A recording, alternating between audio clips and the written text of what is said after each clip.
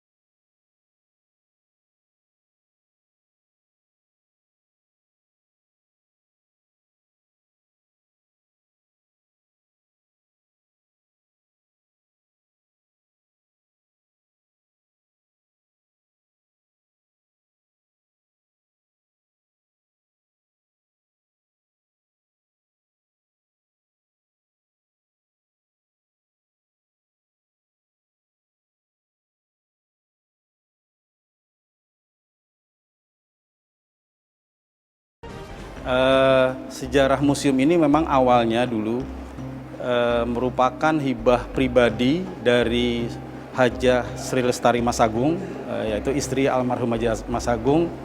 Dulu awalnya namanya Museum Tosan Aji di Jalan Kuitang, nomor 13, itu menghadap Ibu Tien Soeharto, kemudian diterima dan menghibahkan kurang lebih di 4.600 jenis keris yang rata-rata itu dari prajurit Mangkunegaran dan 200 koleksi khusus dari beliau. Kemudian setelah menghadap Bu Tien dibentuk proyek Museum Keris itu sekitar 6 bulan, dan setelah berjalan gedung ini dibangun jadi diresmikan tahun 1993, namanya menjadi Museum Pusaka Taman Mini Indonesia Indah. Kenapa namanya bukan Museum Keris atau gimana ya? Sebenarnya pusaka itu sesuatu yang diwariskan ya dari leluhur kepada penerusnya. Tapi kita dipersempit bahwa pusaka itu kita identiknya dengan keris atau senjata tradisional yang memang terbuat dari logam. Dia tidak semata-mata benda materialnya aja, tapi ada unsur-unsur religi maupun spiritualnya dalam proses pembuatannya gitu. Gedung Museum Pusaka ini luas bangunannya ada 935 yang lantai bawah, lantai kedua sekitar 600, jadi jumlah keseluruhan bangunan 1525, kemudian berdiri di atas lahan seluas 3.875 meter persegi. 5 segi 5 kaitannya dengan Pancasila, menyangkut ke masalah ketuhanan, kemudian antara hubungan manusia juga gitu. Jadi kemakmuran. Memang filosofi keris itu sendiri juga seperti itu.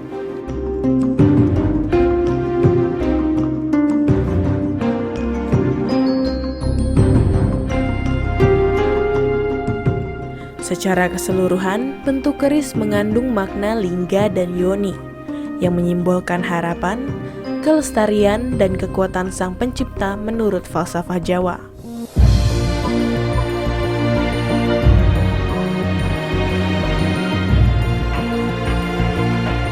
Keris itu sebenarnya mulai ada, itu bisa dibuktikan di relief Candi Borobudur, di Candi Sukuh, yang merupakan keris pendek. Itu dulu namanya disebut keris Jalak Buddha atau Betok Buddha, jadi kurang lebih ada abad ke-8.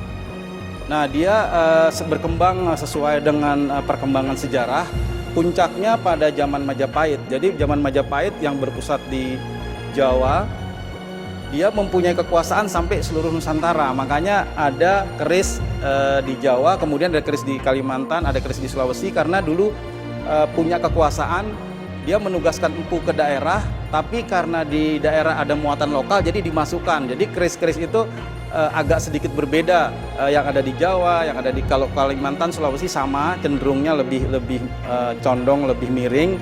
Kemudian kalau di Bali kerisnya lebih panjang karena meletakkannya di punggung.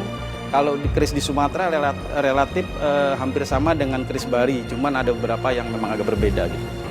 Keris itu atau senjata tradisional umumnya di Indonesia, dia bentuk tajam ya, dua sisi, ujungnya runcing walaupun tajam.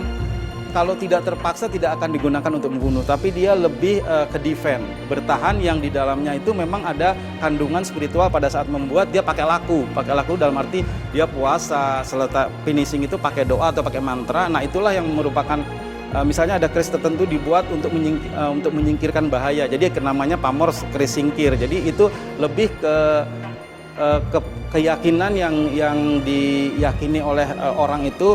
Cuman juga harus dipisahkan bahwa jangan terlalu mendewakan benda, tapi lebih banyak justru manusianya. Jadi kalau keris itu hanya senjata yang merupakan sarana untuk mencapai suatu tujuan biar agar lebih cepat gitu. Pembuatan keris itu kan sebenarnya ada 3 unsur logam di dalamnya. 1 besi dan baja yang diperoleh dari perut bumi, kemudian bahan pamor itu dari batu angkasa, batu meteor yang jatuh ke bumi. Dia ditempa menjadi 1, 3 unsur baja itu dilipat, tempa gitu, dikerjakan oleh seorang empu yang memadukan tadi Bapak Angkasa dan Ibu Pertiwi. Empu adalah sebenarnya manusia biasa, cuman dia menjadi luar biasa karena dia mempunyai 1 ilmu kanuragan, dalam arti ilmu kesaktian yang memang dilatih. Jadi ilmu kanuragan itu ilmu kesaktian, jadi dia dilatih tenaga dalamnya, kemudian fisiknya. Dan dia mempunyai kemampuan yang lain, bahwa dia biasanya kan memang orang-orang yang tidak terlalu banyak neko-neko dalam kehidupan. Jadi otomatis karena dia dekat dengan yang Maha Pencipta, jadi doa-doanya kebanyakan dikabul. Jadi makanya sebenarnya empu itu sebutan aja bagi manusia yang memang sudah mempunyai keahlian di bidang seni tempa, kemudian juga di bidang ilmu kanuragan itu sendiri. Memang sebenarnya keris dalam hasil karya itu adalah hasil kolaborasi pekerjaan dari minimal 3 orang. 1 empu yang menempa bilahnya, kemudian meranggi yang membuat sarungnya, 1 lagi ada pengrajin emas, dia biasanya ada tinata emas dalam 1 keris itu. Bahkan sampai puncaknya ada keris yang disebut ada tinatah gojoh dan singa gitu ya, gajah dan singa, bahwa itu bentuk penghargaan zaman kerajaan Mataram karena dia bisa menumpas suatu pemberontak. Kalau koleksi yang masterpiece mungkin bisa sekitar ada 10 gitu ya. Tadi yang kembali di zaman ke zaman mesti karena tertua,